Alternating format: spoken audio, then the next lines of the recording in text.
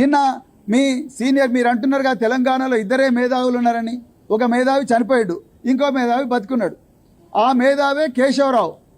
ఈ Akunuri Murali commission report ఏదైతే చెప్పిందో దాన్ని ఇంప్లిమెంట్ చేయడం కోసం మీరు అడ్వైజర్గా ఈ తెలంగాణ మేధావులకే మేధావైన అపర మేధావి మీరు కేశవరావు అంకుల్ని పెట్టుకున్నారు. ఆ కేశవరావు అంకుల్ నిన్న ఈ పాలిటెక్నిక్ కాలేజ్ విద్యార్థులను పిలిపించి భయపెట్టిస్తాడా? ఒక తాతగా ఉండాల్సిన కేశవరావు గారు ఈ చిన్నారి బిడ్డలను మనవల్లాంటి వాళ్ళని వాళ్ళందరినీ భయపెట్టించి ఇగో నడవదు, మీరందరూ కూడా పోవాలి, మా దగ్గర డబ్బు లేవు, అందుకొరకు మేము తెలంగాణ స్కిల్ యూనివర్సిటీ పెడుతున్నాం, అందులో మీరు పోయి చదవాలని భయపెట్టిస్తున్నారు ఫ్యాకల్టీ మెంబర్లను, విద్యార్థులను. ఇదేనా మీరు చేయాల్సింది కేశవరావు గారు? మీ ముఖ్యమంత్రి గారు ఒక హెలికాప్టర్ ఉండగానే 111 కోట్లతో ఇంకొక హెలికాప్టర్ కొన్నాడు కదా.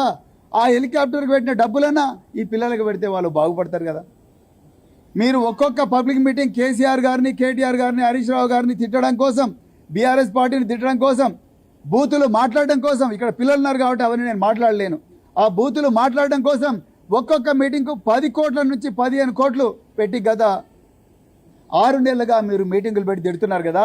ఆ డబ్బులన్నీ ఈ రామంతపూర్ పాలిటెక్నిక్ కానీ, లేకపోతే మరి ఇంకో మాసప్ ట్యాంక్ పాలిటెక్నిక్ కానీ, లేకపోతే లెదర్ పాలిటెక్నిక్ కానీ, కృష్ణదేవరాయ పాలిటెక్నిక్ కానీ, 58 గవర్నమెంట్ పాలిటెక్నిక్ కానీ, లేకపోతే ఇంకా కొన్ని ప్రైవేటు పాలిటెక్నిక్ కానీ వాళ్ళందరికీ ఇస్తే పిల్లలు బాగుపడతారు కదా ముఖ్యమంత్రి గారు.